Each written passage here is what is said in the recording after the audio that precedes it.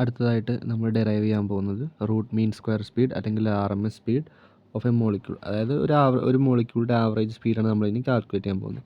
നമ്മൾ നേരത്തെ ഡെറൈവ് ചെയ്തിട്ടുണ്ടായിരുന്നു E= എന്താണ് 3/2 kBT എന്ന് നമ്മൾ ഡെറൈവ് ചെയ്തിട്ടുണ്ടായിരുന്നു. E= 3/2 kBT എന്ന് നമ്മൾ നേരത്തെ ഡെറൈവ് ചെയ്തിട്ടുണ്ടായിരുന്നു. അപ്പോൾ അത് വെച്ചിട്ടാണ് നമ്മൾ ഇതിൻ്റെ ഡെറിവേഷൻ തുടങ്ങുന്നത്.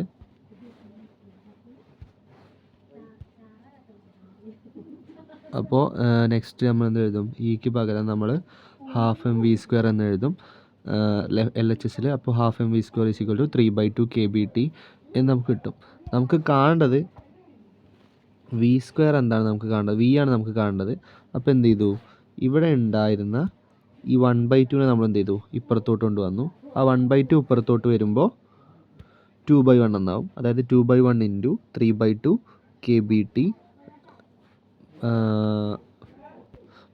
m എന്ന് വരും. 2/3 kBT/m എന്ന് വരും. എന്നിട്ട് ഇവിടെ മുകളിലാണ് 2, ഇവിടെ താഴെയാണ് 2. അപ്പോൾ എന്ത് ചെയ്യും? അത് രണ്ടും ക്യാൻസൽ ചെയ്ത് പോകും. അതായത് 2/2 1 വരും. അപ്പോൾ 1 × 3 3 തന്നെ വരും. അപ്പോൾ v² = 3 kBT/m എന്ന് വന്നു. അപ്പോൾ ഇന്ന് v ആണ് കാണേണ്ടത്, അതായത് അല്ലെങ്കിൽ v ആണ് കാണേണ്ടത്. നമ്മൾ എന്ത് ചെയ്തു? നേരെ അതിൻ്റെ സ്ക്വയർ റൂട്ട് എടുക്കുക. അപ്പോൾ v= 3 kBT/m എന്ന് കിട്ടും. ഫസ്റ്റ് നമ്മൾ നമ്മൾ നേരത്തെ കണ്ടുപിടിച്ച ആബ്സല്യൂട്ട് ടെമ്പറേച്ചറും എനർജിയും തമ്മിലുള്ള എക്സ്പ്രഷൻ എഴുതി. അതിനെന്ത് ചെയ്തു?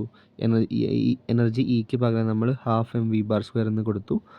LHSൽ അതുപോലെ 3/2 kBT എന്ന് കൊടുത്തു. നെക്സ്റ്റ് സ്റ്റെപ്പിൽ വന്നപ്പോൾ നമുക്ക് v ആണ് കാണേണ്ടത്, RMS സ്പീഡല്ല കാണേണ്ടത്, അതായത് v ആണ് കാണേണ്ടത്. അപ്പോൾ v² എന്നുള്ള ടേമിനെ LHSൽ നിർത്തിയിട്ട് ബാക്കിയുള്ള ടേംസിനൊക്കെ അപ്പുറത്തോട്ട് കൊണ്ടുവന്നു. അപ്പോൾ നമുക്ക് v² = 3 kBT/m എന്ന് കിട്ടി. അപ്പോൾ v കാണാൻ എന്ത് ചെയ്താൽ മതി? നമ്മൾ RHS സ്ക്വയർ റൂട്ട് എടുക്കും. അപ്പോൾ v = √3 kBT/m എന്ന് കിട്ടും.